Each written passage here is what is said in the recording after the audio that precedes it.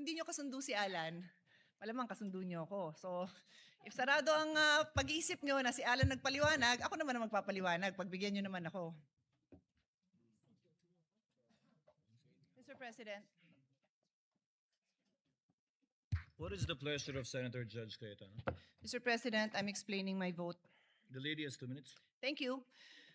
Dear colleagues, my explanation includes a reminder to all of you na kung di nyo kasundo si Alan, malamang kasundo nyo ako. So, if sarado ang pag-iisip nyo na si Alan nagpaliwanag, ako naman ang magpapaliwanag. Pagbigyan nyo naman ako. But what I'm saying is not new from what Senator Alan Cayetano expressed. And I have here copies of the constitutional verbatim debate on this provision. And as Senator Alan read, sinabi ni Mr. Monsod, is it not understood that when the President of the Philippines is on trial, it is the only time when the Chief Justice of the Supreme Court will preside? Is it necessary to say that the Senate President will preside during all other times? Ulitin ko yung tanong, kasi yun ang tanong natin today. Is it necessary to say in the Constitution that the Senate President will preside during all other times? Ang sagot ni Mr. Davide, Mr. Presiding Officer, I precisely presented that because we have a distinction when it comes to the Chief Justice of the Supreme Court.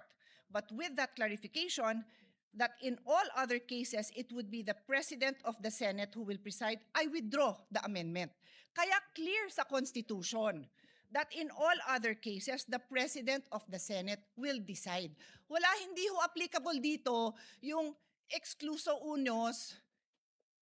Hindi ko na-memorize yan kasi I graduated in 1991 and we took that up in 1987, but the phrase is, pag hindi kasama, excluded. Hindi po applicable yon. With all due respect to our former Senate President, it is the intention of the framers that matter. I will ask the page to help me distribute this among our colleagues.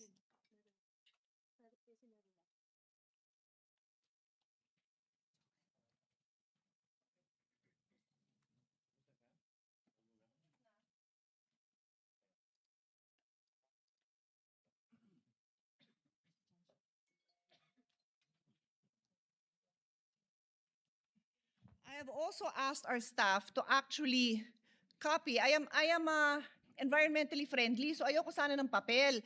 Pero alam ko na hindi po lahat sa atin gumagamit ng digital, ng electronic gadgets, kaya pinapil ko na lang.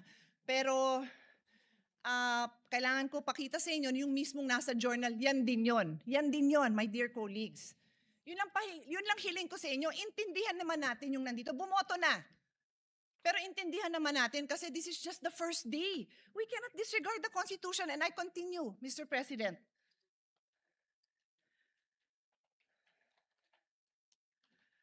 We have enough jurisprudence, more than enough, to explain to us, even in layman's term, what basic legal principles are. And one of the most fundamental principles of constitutional construction states that we give effect to the intents of the framers of the Constitution. With this vote, did we give effect to the intentions of the framers of the Constitution? Sinabi nga Senate President ang magpe-preside.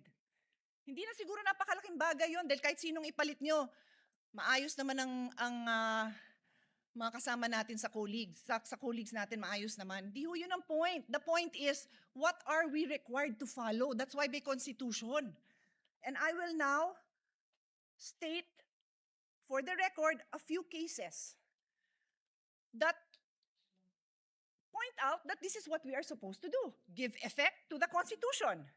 Lambino versus Commission Election in GR number 174153, the Supreme Court looked explicitly to the Constitutional Commission deliberation to determine the nature of people's initiative.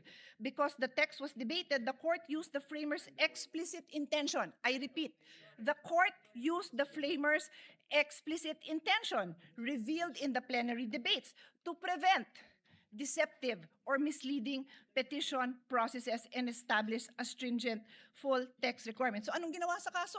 Tiningnan ang intent ng framers of the Constitution. Another case, Calderon versus Carale, GR number 9163. God bless his soul. Si Dean Carale was my dean. And Senator Imis as well.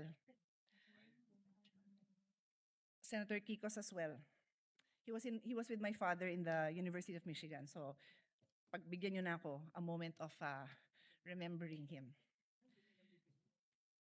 In GR number 91636, the court resolved a dispute regarding the president's power to make appointments without confirmation by the commission appointment. The court examined the historical and textual context of Article 7, Section 16 of the 1987 Constitution, noting that the clear and express intent of its framers was to exclude presidential appointments from confirmation except for those expressly mentioned.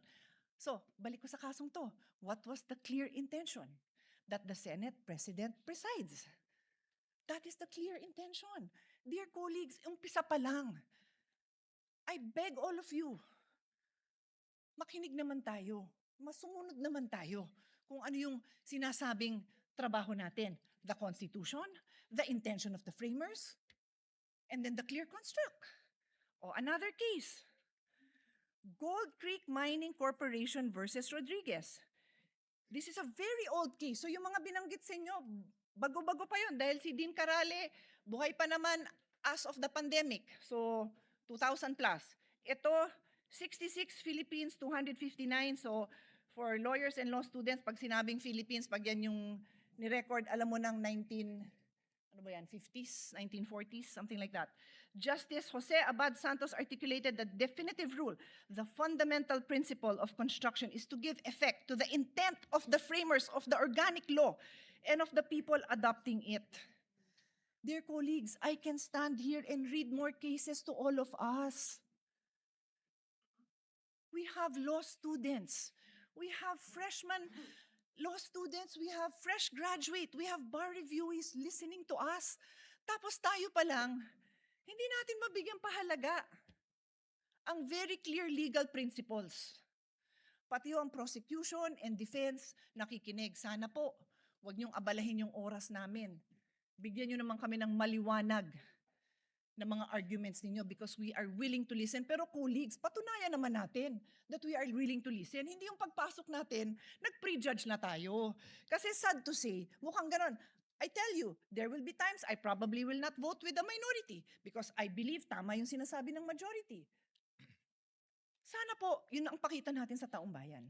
So, hindi ko na abalahin yung time dahil kakaupo pa lang ng bagong presiding officer, pero ang dami pang kaso that says, look at the intent of the framers of the Constitution. And today, we disregarded the intent of the framers of the Constitution. Magandang hapon po, gaya ng pag-uumpisa ng hearing na ito. We know the remarks of Senator P in connection with their explanation of vote.